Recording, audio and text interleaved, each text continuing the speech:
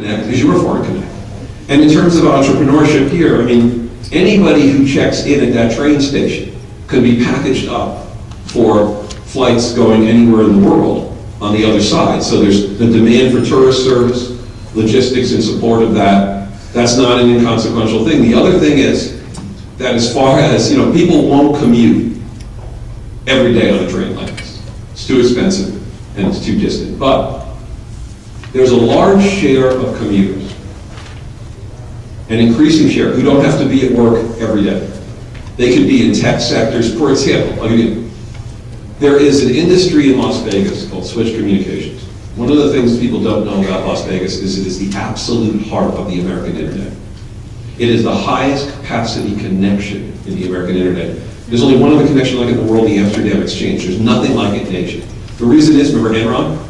Before they went out of business, they decided they were going to corner the whole broadband transmission market, and they concentrated everything in Las Vegas, determining it was the safest place in America to put such a facility. And then they promptly went out of business. Entrepreneurs took it up, turns it into this high-capacity switch, if you will. Now, some large share of the senior people for that business fly in from Los Angeles. Literally, they just fly in. They fly back and forth, and they have contracts with airlines, because Las Vegas doesn't necessarily have the skill level to support the senior-most positions in a company that high-tech. It will, ultimately, but that's the kind of connectivities that you have increasingly across metropolitan areas. And what you have is that at 78 minutes, at relatively low cost, if you can embed it in a business, then some part of your valley here, some part of your high desert rather, is connected to my valley in that way. And so the truth is that it's easy to see the direct involvement of this community by way of contracting in the physical infrastructure, the physical plant, the stations, the rail, the maintenance yards, what have you. The more elusive thing is, what does it mean to have a connection like that? And in Europe, these connections are everything. How important was the connection through the channel to Paris, the Eurostar? They took the trouble to move the Waterloo Station main stop in the Eurostar, build new infrastructure through the ancient part of London, and connect the north part of London that needed redevelopment.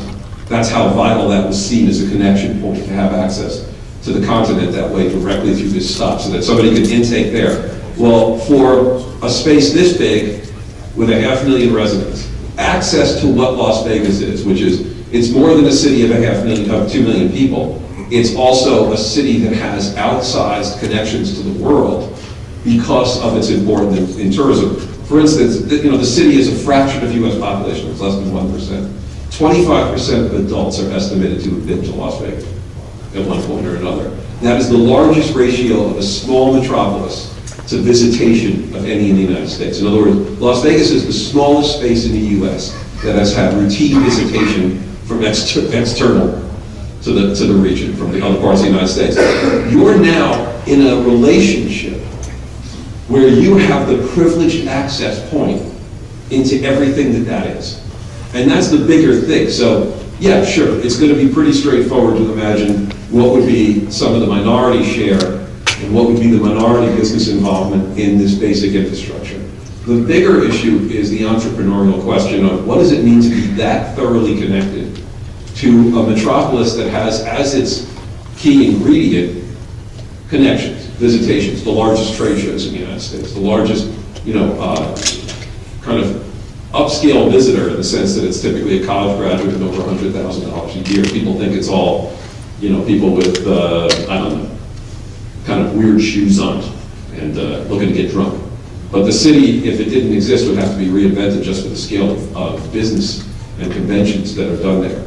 So I guess we're going to go to a panel right after this, and I'll leave you with that thought, which is, the minute that rail is complete, this place is closer to Las Vegas than it is to the west side of Los Angeles.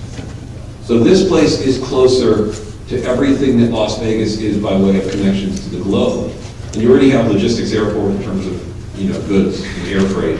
You would have in this region somebody who locates here would have access to a place like Berlin or to Amsterdam in a short train ride, a relatively short train ride, that may be packaged as part of the expense of the airline ticket.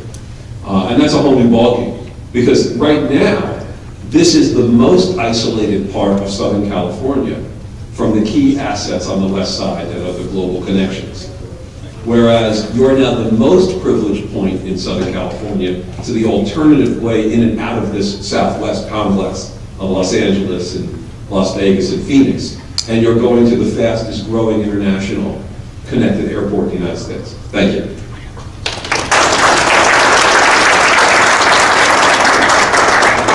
The moderator for this panel is Dr. Robin Lang, who you just listened to. And so now I'd like to call up the participants. First and not least, Mr. Roger Campos, Esquire. He's the president and CEO of MDRT.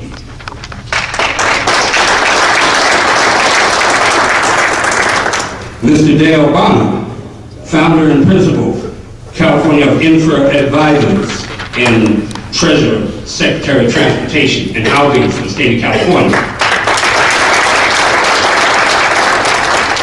And a lady I'm really proud to introduce, Ms. Gloria Shealy, who's the national president for NAMAC. And for those that don't understand NAMAC, the National Association of Minority Contractors for the United States of America, the first lady to hold that position in its 43-year history.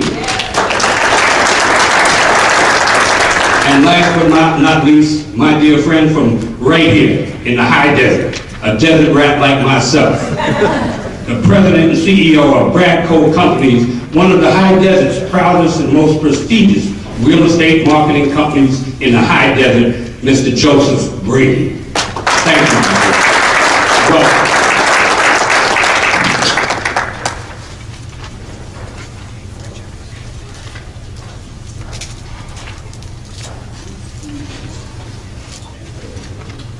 Okay, I want to turn to the panel, and I want to start with the question how they see the opportunities for the high desert with the introduction of high-speed rail.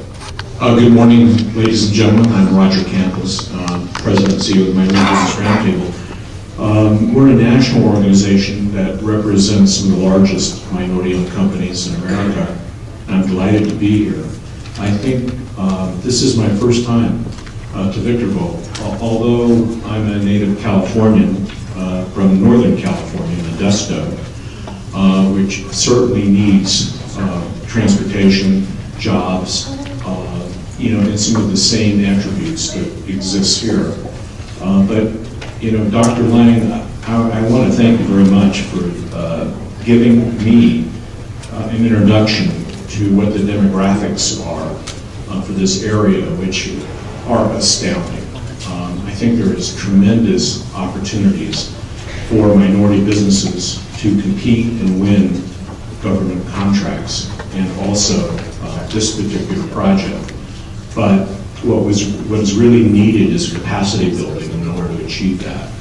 And how you achieve capacity is through joint ventures.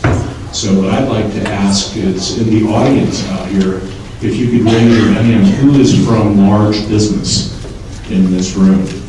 Are there any large businesses? I see one. So we need to connect with large businesses and do joint ventures.